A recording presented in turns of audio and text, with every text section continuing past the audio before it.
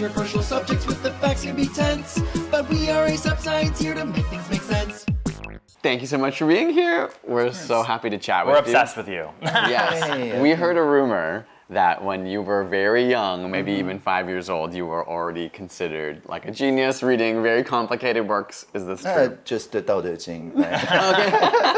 But do you have a memory of like doing complicated math and stuff at that age? Yeah, around 6 or 7. And I love mathematics, but I didn't like math at all. Really? So when I was 8 years old and I discovered this thing called a computer that can do all the math for me and then leave me to do the mathematics, I was so excited, except we didn't have a computer at home. Right? So I just put out an A4 paper and drew with a pen, the QWERTY keyboard, and then use a pencil. Every day I just wake up and I type CLS, enter, and just erase that. That was when I was 8 years old. Wow. And after a few weeks doing that, my parents just, gave me a personal computer. Yeah, they're like, I think it's time to. So that was just sort of in your nature from when you were young. You just felt compelled and interested in it from the get-go. Yeah, definitely. And for the longest time, I would just, play a video game, maybe in some friends' home and so on, and just go back home and just recode that video game from scratch. Wow. What?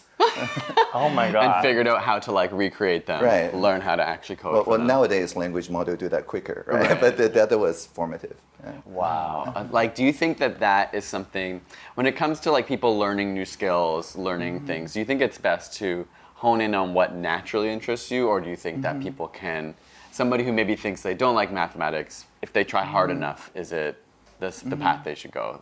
Is it best to follow your instinct or follow what you want to do? And I think both actually work together, because if you work on the time-saving part, like things that I want, then it leaves more time to pursue the intrinsic motivations, like things that I love, right? Yeah. It's only when we forget this balance do we get into, sucked into a job that just does the routine work, or just close off in one's own world without interacting with the external world. And what I love about programming is that it is like notes to a melody that shapes how people interact. So to me, computation is fundamentally social, or belongs to a community. When I write a video game, I share it with the kids that I knew back in the 90s, and people really loved how they can learn mathematics easier. By playing the video games that I coded. I think the first one I coded was learning fraction numbers by placing balloons on a number line, and then you can guess where the balloon is, like 2/3 or 2/3, Right. and then there's a dart shooting that point, and you would be off by a little bit, and so you basically learns the fraction numbers very easily. Yeah. Wow, you made math fun. Right. That is a challenge for a lot of people. Has that always been part of your interest to make things accessible to others? Yeah. Definitely, in your work? yes. And also, I think equally important is that I didn't attend formal education after when I was 14 years old. So I'm a junior high dropout, right? Oh my God. Yeah. Wow. So literally everything I learned after that came from the internet. Wow. From open access and so on. So without open access, I wouldn't exist in my current form. But you started to work at a young age, right? Where did you work in when you were 15, yeah. Wow. Yeah, what was so your first, what were the first things? CTO of a search engine company. Wow, wow. I'm curious about your thoughts around open access. Obviously, that's transformed the world. The internet has transformed the world in so many ways. Do you see that as a fundamental shift in society, allowing people who maybe otherwise don't have access to things to suddenly be able to learn so much that they would have to pay a lot for, maybe? Exactly. Yeah, so before the internet, when we talk about neighborhood or neighbors, it means people who are physically close to us. But now after the internet, it means that people who share our values. Right, so with some commitments into maybe adjusting sleep patterns, you can be in a community with a very distributed constituency anywhere around the world that share an interest in science, in communication, and so on, become more like kinsfolk or tribe, even compared to people who are physically close to you. Yeah. I feel like this may be jumping a little bit ahead of the conversation, but I'm curious about your thoughts around, so many of us are connected by the internet now, and we live in these digital spaces, which can be really fun, and you can learn so much. But in some ways, we hear about people sometimes feeling disconnected from the real world, like maybe missing some of that in-person community. think about that? Like, is there some type of balance we need to focus on to make sure we're getting that in-person neighborhood connection as well as our digital neighborhood connection? Yeah, I found that the only thing that keeps me isolated from the physical closeness is touchscreens. So I don't have any problem putting down my computer or my phone if I'm operating through a stylus or a mouse or a keyboard. Something like because these tactile. are intentional. Right, I think about where I need to point and click, and then I go ahead and point and click on it. But with touchscreens, it becomes very difficult because after a while, my brain thinks the screen is part of my limb, and it starts scrolling me. Right. Yeah. Right, so there's even a word for that, doom scrolling. Yes. Right? People literally cannot put it down. So you see a differentiation between the touchscreen technology and the technology that involves like a stylus, like a physical barrier, like a mouse? Yeah, exactly. And that's why I started, I think, with Palm Pilot and Sharpsaurus and Galaxy Note, and now the Fold. So all the devices that I have with me have a stylus. Is that for your own? That's so interesting to me. Is it for your own ability to be able to put it down? And because it just feels like more easy in some ways because there's a physical barrier? Is that what you mean? No, it's the intentionality. Yeah. Like With you a stylus, are. you cannot accidentally doom scroll. Right. Yeah. Like it's like you're, Oh my God. It's like we need to adopt Okay, this so philosophy. you always interact with something, and that physical barrier makes it easier for you to not get caught up in that sort of like, mending your mind with my phone, which I use my thumb with. Yes. Oh my God. Yes. And it's a different social cue, right? Because if I unfold my phone and start using the stylus, this is a social invitation, right? This is like when I'm scribbling on my notebook, and it's open for you to see. So you're implicitly invited. Whereas when you're holding the phone in front of you, It's a microaggression, right? Yeah. Oh my God, I think that's so interesting. yeah. And I'm like, I need a stylus. We're going to get a stylus right after this. Okay, so thinking about actually, I guess I could go back a little bit. The idea of sort of like the internet being this place that, like what you were saying, you can have a neighborhood that isn't necessarily something physical, kind of like positive aspects of the internet. I feel like we've lived through a time where we thought it was a really positive thing. And it feels like in more recent times, it's become more of a challenge. The idea of the internet being this positive, open place. Do you feel the same way? Do you notice that there was a shift for you at all as someone who's been so involved with tech and the internet? Did you feel like there was a time where you thought, oh my God, something's going wrong, or I need to figure out how to help this thing be what I thought it could be? No, that's a great question. And as I mentioned, touchscreen really changed everything. Wow. Yeah. Right. So around 2013, 14, people were discovering that it's actually easier to be polarized and hate each other on internet compared to the previous era, where it actually takes a deliberate intention to start a flame war. But around 2014, people started to discover, which with touchscreens, it's actually easier to start a flame war or outrage compared to friendship or whatever online. And that's first because people were being scrolled by their screens. So they were operating in this fast system, not a slow system of deliberate thinking. And also because the touchscreens are so small. There's literally no context to hold both sides. So even if you have a long form content, you'll scroll to one region, and which is by definition out of context. Right? Oh my God. So you really think that it has a physical, it's even going back to what you said earlier, it's that touchscreen aspect is what you think physically changed things. Touchscreen and smaller screens. Oh my God, that's so, I don't know, that's so interesting because that's like such a specific answer I did not expect. Do you think then that is an important consideration for design of the technologies we use? Like coming from producers of technology, is that something that should be put more thought into? Yeah, at the time, I'm working as a interaction designer and engineer in Social Text. Social Text was a company in Silicon Valley that takes like wiki or microblogging or really anything that happens in the community of the internet and repurpose it for enterprise work in the flow of work. So think Slack or collaborative documents or spreadsheets, and we've been doing that since like 2006, 2008. And so when I worked on that and on the Social Text mobile experience, we found that the push notifications is the most dangerous mix in addition to the touch screen and the small screen. Because it takes your mind away. Exactly. It forces a context shift. And so at the time we work on social text Signal, which is its own mobile app, and we discover that if you turn push notification on and you only have social text Signal on your phone, it increases your productivity. But as soon as you have another message system, Yammer or whatever, on your phone, then the productivity just plummets. So now there's so many on our phone. Right, So exactly. many different like push notifications taking your brain all over. That's right. Wow. That's interesting. It's interesting to think about how something can be very useful in the context of like a singular form, but as it starts to interact and compete with other forms of the same thing, it causes bigger problems. Right, exactly. So, which is why I intentionally choose a phone that folds into an iPad and a pad, really, the phone screen, and that I disable push notification and I only interact with it with a stylus. So it's these 3 layers of defense. Even if I like fall into the bad habit on one side, it's not as addictive as when it's combined to a cocktail. So I can always get out of the trance, so to speak.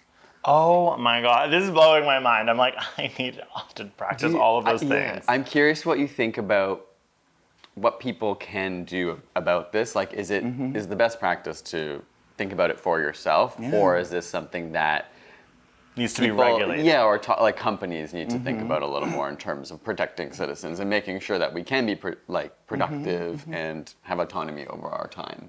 No, definitely. And so let me try this again. Definitely. And what we've seen is that when combined with precision targeted advertisements, it fuels a cycle where people are distracted into something that may be a financial scam or things like that, because people, when they're distracted, are more easily scammed, persuaded, right? So precision persuasion is like borderline illegal or even criminal, like financial scams, thrive on this environment. Whereas if it is a very large screen and with keyboard, it's far less likely for people to fall into this cryptocurrency scams and so on. We have actually seen, for example, on Facebook, not to single it out, but on Facebook, there are people who place like deep-faked advertisements of a political figure, a public figure, saying that, oh, I earn so much in crypto or investing in something, and just because people are just doom scrolling, see a face they recognize, and they just click through and start, getting scammed. So we actually passed a law this year in Taiwan that says if Facebook, after we notice it, that there is such a deepfake financial scam and they don't take it down, and somebody get conned for like $1 million or whatever, then Facebook is also liable for that $1 million. So this is a kind of re-internalizing the negative effect it has on society. Do you think that there's a future where, like you're obviously talking about doom scrolling, and I'm relating because I'm like in my life finding it hard to get off my phone and live my life and be happy. Do you think that there's a future where it becomes such an issue for so many people that what the things you're describing become the solution? Or do you think it involves regulation, like you're describing from the government, to help regulate people into better habits? Like, do you feel like in the future we might end up there on our own, or do you think it needs to be, it's too powerful that we have to regulate it? Yeah, I think when there is a clearly identified social harm and re-internalizing the liability doesn't cause extra harm, right? It's difficult to say that if we hold Facebook liable for this kind of financial scams, what kind of progress will it hinder or stifle?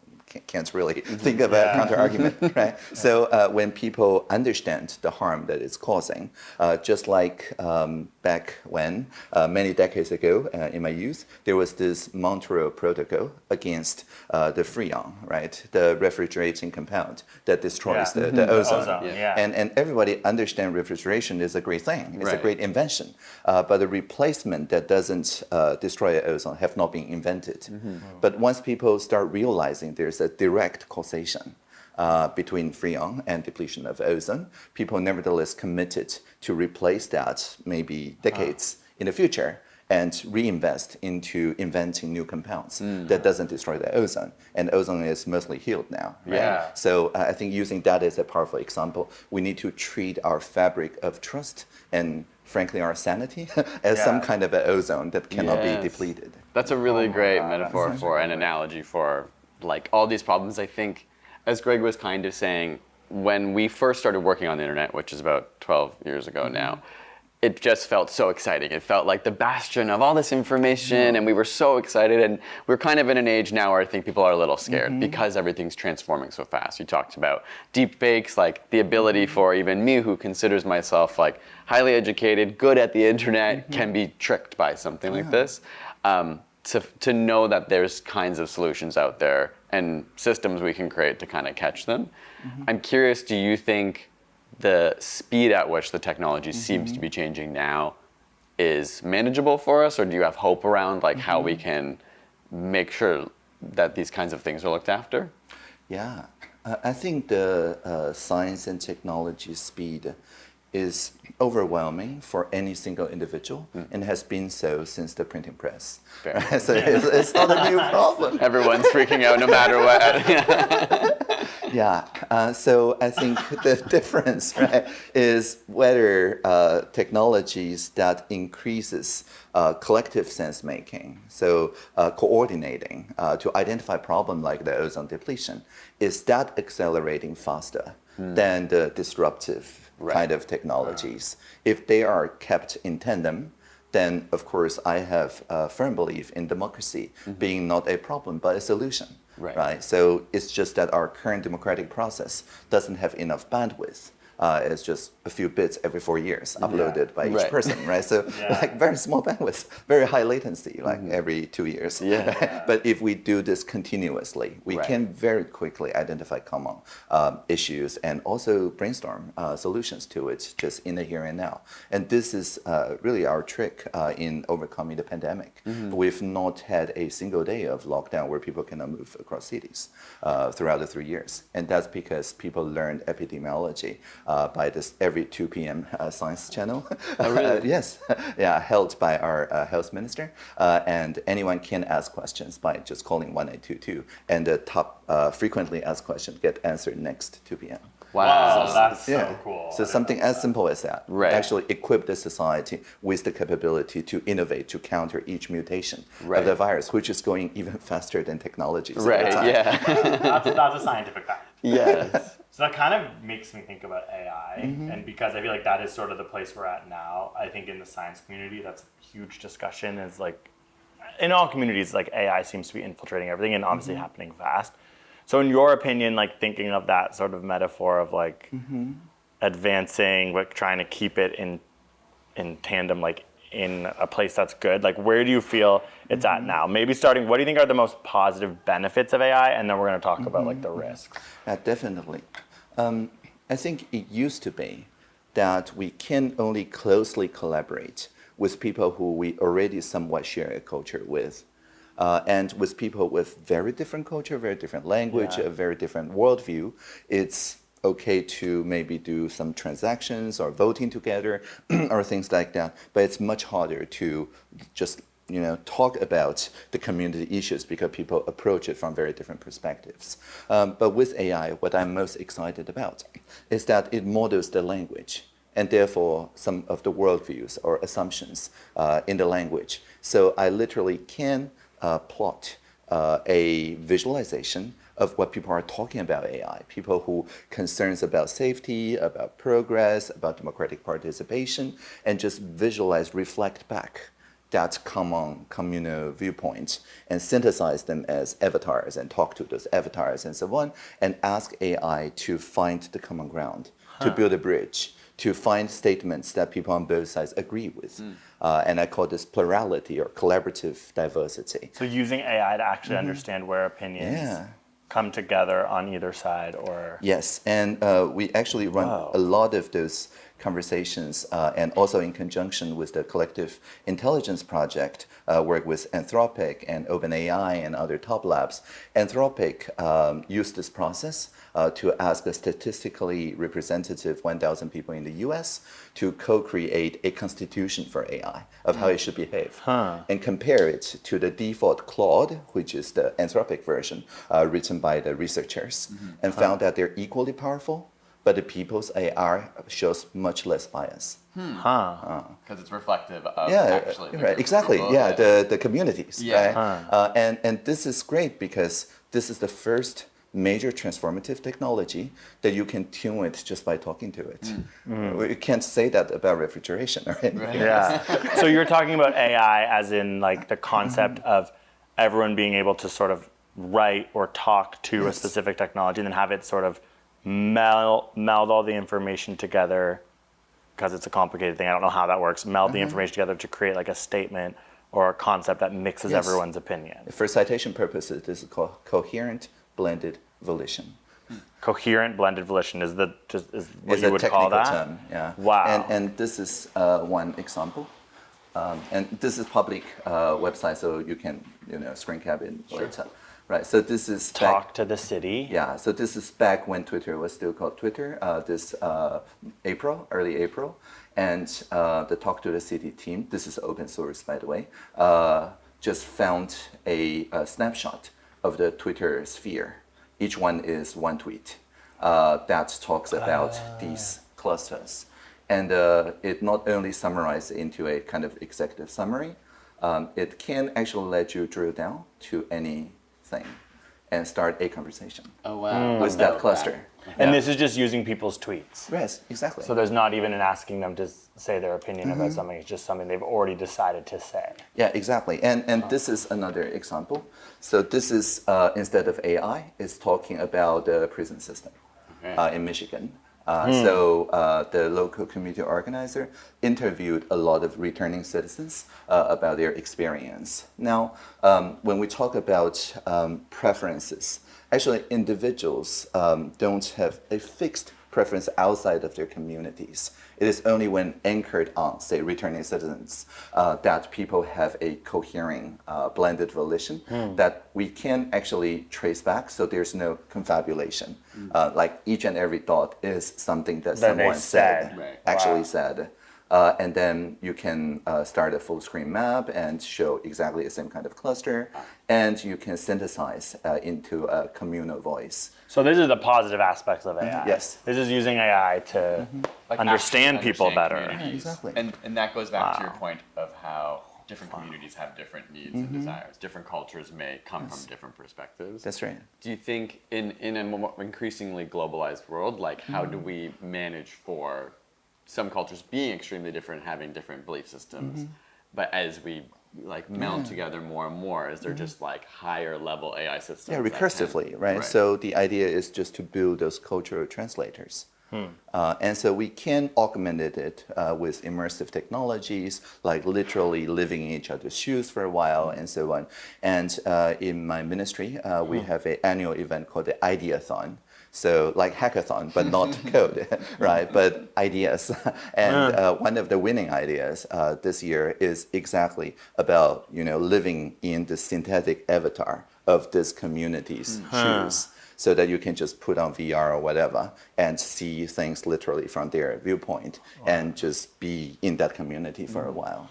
So that maybe like what are the more scary negative aspects of AI? Because that's a really positive take on AI. Yeah, I feel like it's people- like any technology. There's the good and the bad that Yes. comes along. What are the more worrisome or things that we as societies need to be aware of and look out for and plan for in terms of AI? Do you see another angle of that? Yeah, so I talk about this continuous democracy, but AI poses a severe threat to the traditional representative democracy, because if you just manage to deeply persuade people the night before the election, or the night after the election that the election didn't go as that people intended, then as we have seen in some democratic countries, it really fractures the society. It is now much easier to mount this kind of what we call information integrity attacks. So why is that through AI? I don't understand how Yeah. it becomes easier because what what's an example? Yeah. So an example would be, as I mentioned, to con someone with a financial scam in a certain community. It used to be that you have to speak the language and understand the culture, and also find someone who is believable enough. But all these has been overcame by AI. Wow. You don't even need to speak the language or live in that culture. right? You can just say your script and ask a generative AI to say this the way Audrey would say in their local culture. Wow. Yeah. Okay, that's a very So it's profound much example. easier to be targeted by someone who otherwise would maybe not be able to target. Right. So we talk about cultural translation and bridge making, but what's to cross that bridge? Yeah. Right. Yeah. So there's also like, if you think about the use of AI, like those are both examples about like society and elections and democracy. But then I think in the science field, there's a lot of concern about like realistic fake scientific studies and like truly like in the positive aspect would be that maybe you could get a really intelligent professor to say rewrite my paper in a way that people could understand like our job becomes obsolete, but that's a good thing for the public. Like there's a positive aspect of science information. Yeah. But then the negative aspect is that you could just like actually create fake studies and then trick people. Does it feel like AI in every field of the world can kind of have that positive or negative thing and we're just at the precipice of like deciding where it goes? Yeah, generative AI is quite different from the previous AI, which are more narrow in nature. Generative AI, like a language model, that models the language, excels when you ask it questions that it can answer by its understanding of language alone. So content translation that we just talked about is one very good example. Even across modalities, like with this article, produce this video or image or things like that. Or summarization, which is also all the output information can be found in the input information. Yeah. So the demo I showed you is summarization from very long videos into the community voices. Yeah. So things that are equal or reducing in information, compression basically, are the best uses of language models. But there are many people who use it the other way. Right? So literally asking it to make things up. Right. Yeah. Right. So if you ask it to write a convincing, propaganda in the style of a politician and so on, your question is very short, but you expect thousands of words. Yeah. In which case, the generative model has no other choice but to make things up. To make things up. Right. Interesting, because now I'm realizing that how similar that my example about science is. It's still all generative and still language based and still about summarizing, or what you said, like opposite of summarizing. So I thought it was so different in my head, but it's actually not. So AI has a specific function, really. It really is about that. It's about language, summarizing, and then information at this point. Exactly. And there's very exciting research. It's works like a lie detector for neural systems, so that whenever AI feels the urge to make things up, its neurons fire in a different pattern. And so we can actually... That's real? Yeah, that's real. No, Wow. for this kind of frontier systems, you can now, if you can inspect its activation patterns, there's a clear distinction between things that are from the original input set, so they can just answer truthfully, or truthfully saying, I don't know, and the pathways that are when it's making things up. That's so crazy. So is that solution to, because obviously many people are worried about, like, especially we're in this age of information, and now that so much information can be made so quickly. In your mind, do you see the solution as creating these other systems that try to hold Right. these systems It's like, accountable? refrigeration chemical agents that doesn't destroy the ozone. Yeah. Analogy of like, how do we put in the effort to find a solution, even if we don't have it right now? We know what the problem is. Exactly. Working towards solving that problem. Right, because there's a lot of achievements throughout the past year about rendering the output harmless. But there's comparably less achievement on keeping it honest, like not making things up.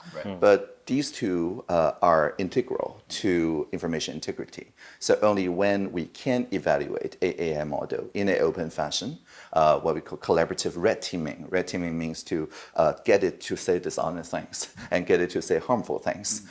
When we open up this kind of red teaming, we can discover vulnerabilities in the current generation of language models and hopefully quickly move to where, by default, language models should be honest and harmless.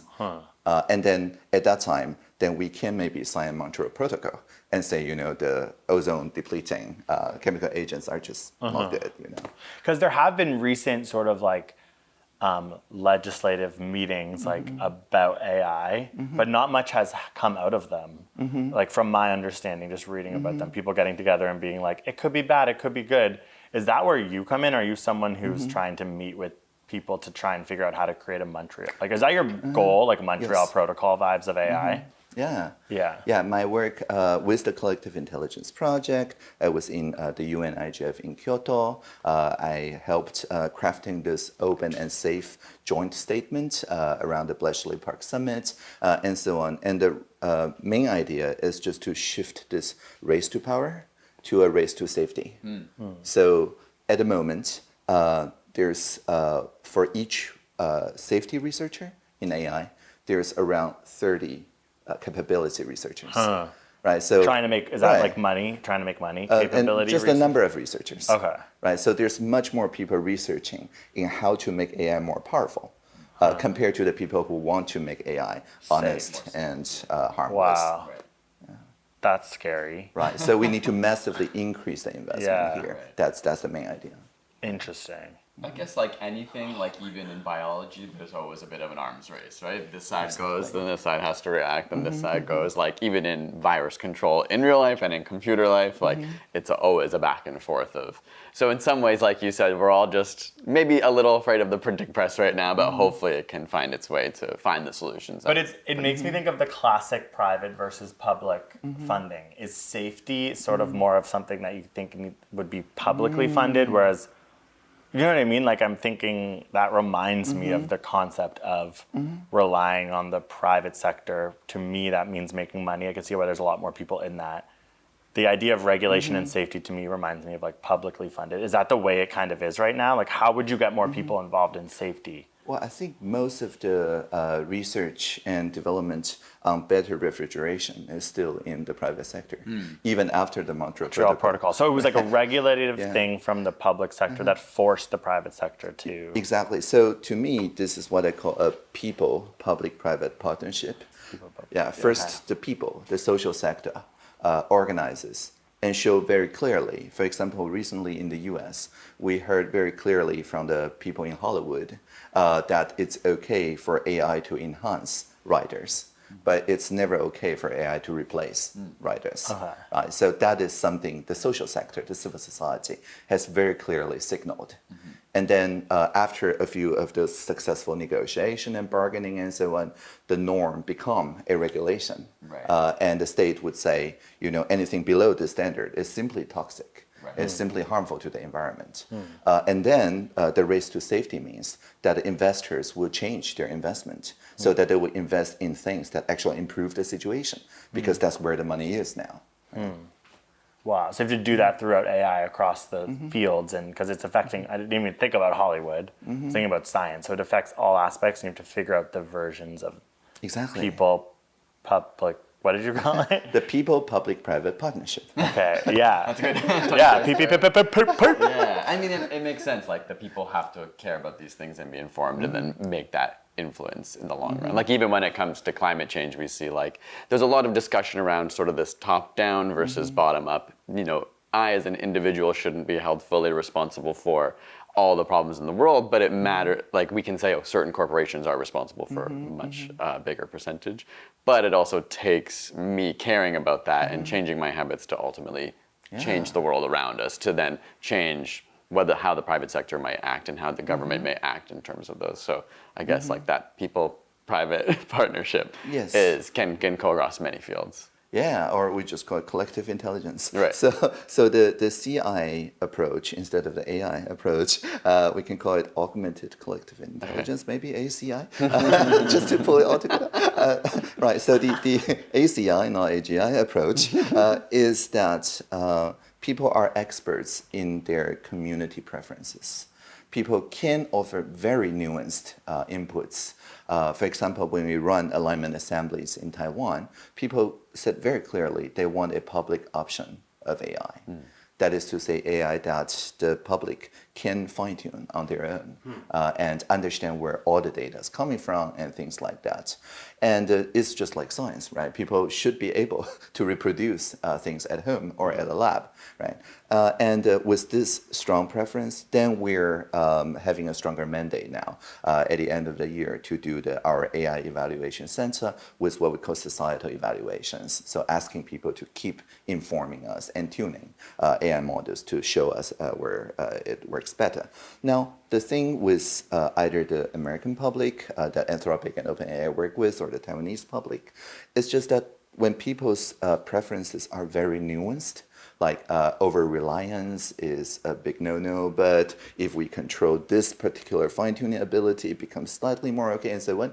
In traditional polling, you can think of it as a very lossy compression, so that when it becomes a synthetic document or executive summary, all the nuance is lost. Right. And if you just read the headlines, right, it's just us versus them, right? Yeah. Even though most people agree with most of their neighbor on most of the points, in a nuanced view, when you force a compression, then it becomes polarized again. Right. So which is why this kind of like talk to the city and so on are so important, because it's a compression that doesn't compress out the nuance.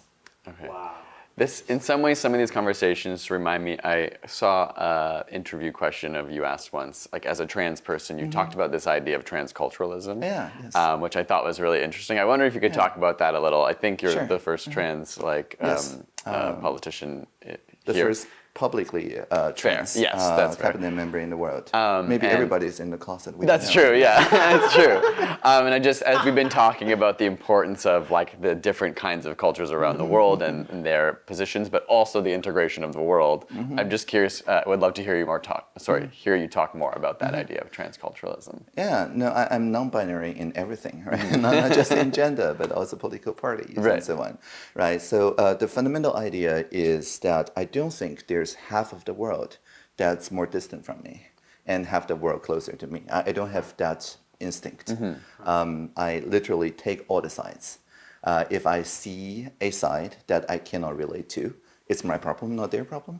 And so I should spend more time in their culture, doing a ethnographic, or really just hanging out with these people until I can argue from their viewpoint, whether it is the more than 20 national languages of Taiwan, indigenous nations, whether this is the political affiliations and so on. I feel very strongly that we should be, all 17 SDG colors, not just 2 colors, and so on. And I think this gives my style of politics what we call credible neutrality, meaning that people would trust that if they voice their concerns, even though they're a minority, because we care about bridge making, their voice will not be compressed out.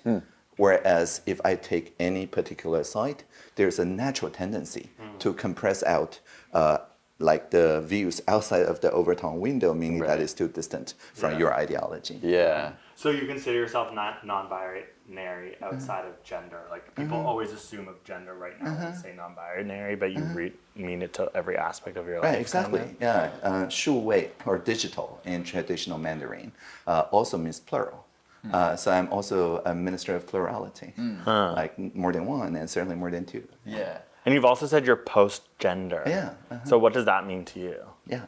So to me, it's not that I work with people who are identified as one particular gender and consider them more close than the other people.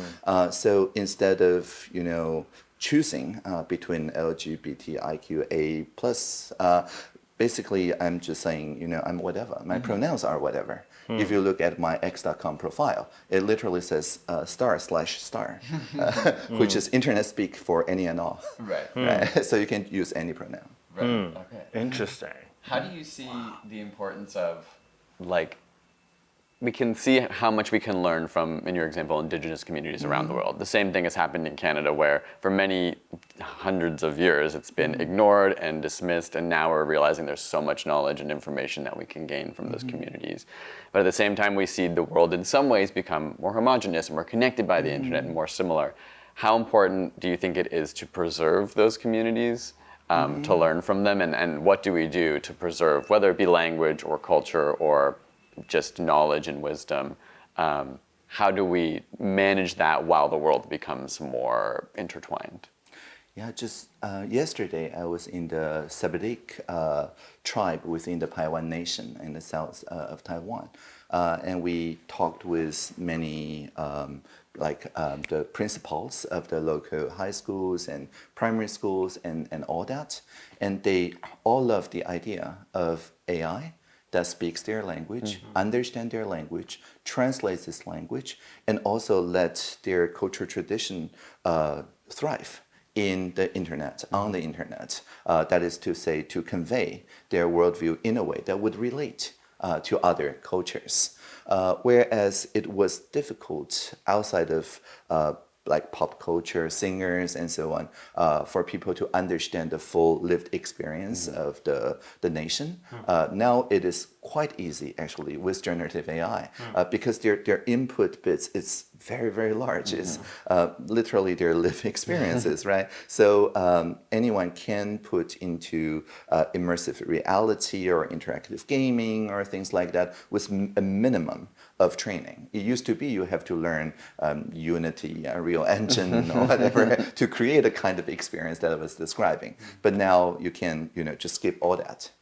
And they're very excited in working with the top AI labs here in Taiwan to fit the language models to their culture instead of shoehorning their culture into the mainstream, very large models that really only speaks the mainstream languages. When going back to sort of the idea of being non-binary and everything, I feel like it's so in our era and so what people say now, which is like everything's divided, everything's binary. It feels like that's sort of, in some ways, maybe true. Do you find it frustrating to live in a worldview of non-binary, whereas it feels like the world becomes more binary? Do you even think that's true? Do you even think the world's becoming more binary? I think there are more dimensions now. Right? So the world is becoming more intersectional. It's both easier to find our differences and our similarities because the dimensions are larger and the bandwidth has increased. And so instead of focusing on the one or two main differences, which is called polarization, we can instead just focus on things that we can both live with. And there's a Leonard Cohen saying that I really love, says that there is a crack in everything, and that is how the light gets in. Right? So if we're all perfectly, fungible, right, then there is no communication, there's no bridge making. But exactly because there are tensions, so it gives opportunity for co-creation. That's such a good. Yeah. Is Leonard Cohen big in Taiwan? Well, Montreal boy. You like Montreal? That's right. No, I think there's a lot of people who in Taiwan learned about Leonard Cohen because I keep quoting Leonard Cohen. Oh, yeah. Oh wow! So you're the Leonard Cohen fan. I know. Yeah, and I mean, in Taiwan, we're caught between two tectonic plates, right? The Eurasian one and the Philippine Sea plate. And so there's like 3 felt earthquakes every day somewhere in Taiwan. So a lot of earthquakes. But as a result, every year, the Yushan, the top of Taiwan, grows by half a centimeter or so. Right? So this is just because it keeps bumping into one another. So without conflict, without tension, there is no co-creation. So we need to just harness this energy, like the people in Wikipedia did, instead of just assuming that division is bad. Right. I feel like that's a good way to end. Yeah, no, That was beautiful. That was an amazing analogy, an amazing conversation. We appreciate your time so Yeah. much and your You're mind. so amazing. Yeah, we're I could really talk to you inspired by you, forever. Yeah. and it's been awesome to have this conversation. So we Thank you appreciate so it, much. and we feel Thank very you. honored. And come back as Taiwanese residents. We will. Yeah, Yes. we will. Oh my God, you we're soon. honored. Yeah, we're gonna watch that mountain grow. Yes, exactly. Exactly. Yeah. Thank you. Thank you so much. Thank you so much. Live long, prosper. Yay! Great